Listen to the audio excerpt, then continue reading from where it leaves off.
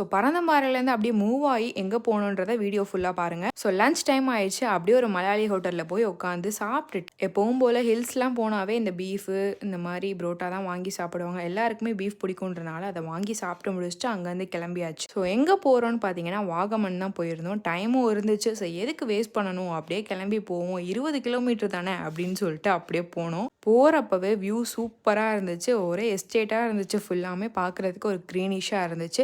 So adventure park போகலான்னு போனால் தான் இனிமே தான் இருக்குடா ட்விஸ்ட்டு அப்படின்ற மாதிரி இருந்துச்சு. அங்கே போனால் அப்படியே ஆப்போசிட்டாக இருந்துச்சு. அந்த ஏரியா அந்த மாதிரி இருந்து நான் பார்த்ததே கிடையாது. இந்த டைம் தான் இப்படி இருக்குது. பார்க் பண்ணுறதுக்கும் இடம் இருக்காது, நிற்கிறதுக்கே இடம் இருக்காது. ஆனால் இந்த டைம் பார்த்தீங்கன்னா யாருமே இல்லை, எல்லாமே க்ளோஸ் பண்ணி வச்சுருந்தாங்க. மழையாக இருக்கனால ஃபுல்லாக காற்றடிச்சிட்டு இருக்கனால எதுவுமே அலோவ் பண்ணலை. ஃபுல்லாமே க்ளோஸ் பண்ணி வச்சுருந்தாங்க.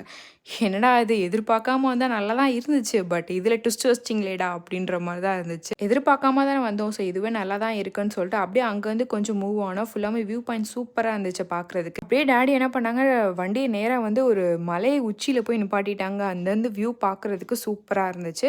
ஸோ அப்படியே பார்த்து முடிச்சுட்டு கிளம்பியாச்சு. நெக்ஸ்ட் எங்கே போகணுன்றதை மறக்காமல் வெயிட் பண்ணி பாருங்க.